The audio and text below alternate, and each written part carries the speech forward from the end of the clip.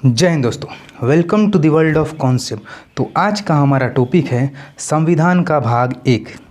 आइए अब इस भाग एक के बारे में जानते हैं। जैसे कि हमने इससे पहले वीडियो में संविधान के परिचय के बारे में जाना था कि संविधान क्या था, वो सब हमने जान चुके थे। अब आइए हम जानते हैं कि भाग एक के बारे में क्या चीज़ होता है। भाग एक, इस भाग एक में अनुच्छेदों की संख्या बोली जाए तो अनुच्छेद 1 से लेकर 4 तक है। अब इन सभी चारों अनुच्छेद को हम एक एक करके जानेंगे। सबसे पहले अनुच्छेद 1। इस अनुच्छेद 1 में लिखा गया है कि भारत अर्थात इंडिया राज्यों का संघ है। इसमें एक शब्द दिखाई दिया है संघ, इंग्लिश में इसे हम यूनियन कहते हैं। ये यूनियन या संघ जो होते हैं 3 प्रकार के होते हैं। इन तीनों के बारे में जानते हैं। जैसे सबसे पहले अगर संघ या परिसंघ के बारे में बोलेंगे, 3 भाग में बांटा गया है। पहला हो जाएगा कॉन्फेडरेशन, जिसे परिसंघ भी कहा जाता है। दूसरा होता है फेडरेशन, जिसे संघ कहते हैं। और तीसरा होता है यूनियन, जिसे भी संघ कहा जाता है। अब जानते हैं सबसे पहले हम कॉन्फेडरेशन होता क्या है। तो कॉन्फेडरेशन का मतलब होता है, इसे हिंदी में बोलेंगे परिसंघ।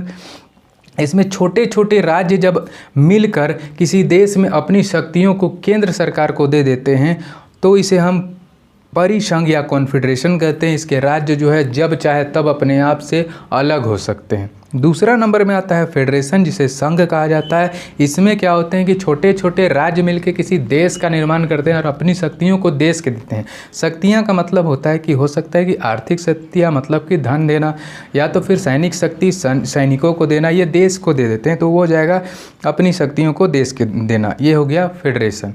तीसरा नंबर में आता है यूनियन यानी संघ।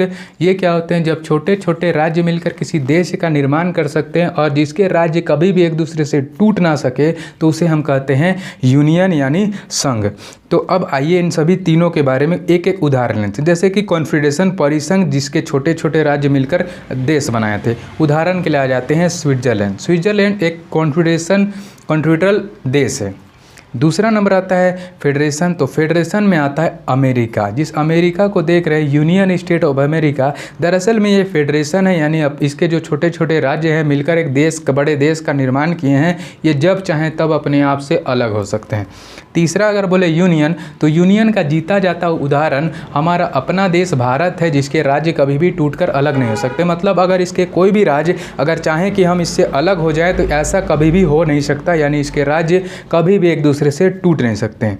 ये था अनुच्छेद 1 के बारे में। अब हम अनुच्छेद 2 के बारे में जानते हैं। अनुच्छेद 2 क्या कहता है कि संसद के पास ये क्षमता होती है, शक्ति होती है कि बस वो राष्ट्रपति को पूर्व अनुमति देकर राष्ट्रपति से पूर्व अनुमति लेकर किसी भी विदेशी राज्य को अपने देश में मिला सकती है। ये संसद के पास अपनी शक्तियां हैं और इसके लिए कभी भी राष्ट्रपति इसे रोक नहीं सकते। जैसे अगर उदाहरण दिया जाए कि कौन सा ऐसा विदेशी राज्य है जिसे हम भारत में मिला दिए हैं, तो वो है सिक्किम। सिक्किम का नाम जो सुन रहे हैं अभी, वो भारत का जो अंग है, दरअसल में ये भारत का अंग नहीं था, वो एक अलग देश था। उसे हम भारत में मिलाए हैं। सबसे पहले सिक्किम को मिलाया गया 35वां संविधान संशोधन 1974 के तहत। इसे सह राज्य बनाया गया, आधा राज्य बनाया गया था। फिर क्या किया कि 1 साल बाद 1975 ईस्वी में 36वां संविधान संशोधन किया गया, जिसे इसे पूर्ण राज्य की मान्यता दे दिया गया और राज्यों में ये 22वां राज्य बना था। ये था अनुच्छेद 2। अब अनुच्छेद 3 क्या कहता है कि जब राष्ट्रपति को बस ये पूर्व अनुमति ले कि राष्ट्रपति से पूर्व अनुमति लेकर संसद जब चाहे तब देश के अंदर के किसी भी राज्य की सीमा में परिवर्तन, नाम में परिवर्तन या फिर क्षेत्र में परिवर्तन कर सकते हैं। मतलब बस राष्ट्रपति को ये जानकारी दे देना कि हम इस राज्य का नाम बदल रहे हैं, किसी भी राज्य का नाम बदला जा सकता है। ये संसद के पास ये शक्तियाँ हैं। उदाहरण भी देख सकते हैं, जैसे कि अगर हम बोले कि मध्य प्रदेश और छत्तीसगढ़, ये दोनों के राज्य को सीमा को बदल दिया गया, दोनों को अलग अलग हिस्सों में बांट दिया गया था 1 नवंबर 2000 को। ये ही क्षमता के द्वारा अनुच्छेद 3 के द्वारा संसद दोनों को अलग कर दिया। जैसे उदाहरण दूसरा बोले तो जैसे उत्तर प्रदेश और उत्तराखंड, इसे 9 नवंबर 2000 को अलग कर दिया गया था एक दूसरे से। और बिहार और झारखंड, ये तो हमारा जीता जाता उदाहरण है यहीं पर ही के हम, तो जी बिहार और झारखंड को अलग कर दिया गया 15 नवंबर 2000 को अनुच्छेद 3 के द्वारा।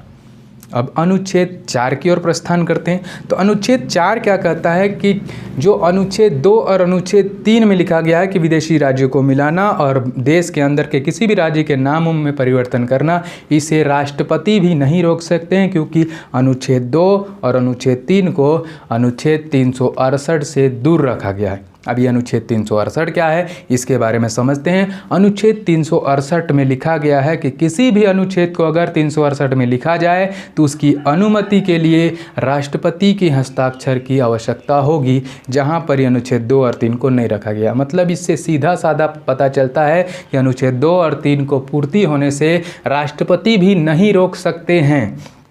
तो इस प्रकार हमारा भाग 1 समाप्त होता है। अगर आपको इस वीडियो देख के अच्छी लगी तो लाइक और सब्सक्राइब जरूर करें। धन्यवाद।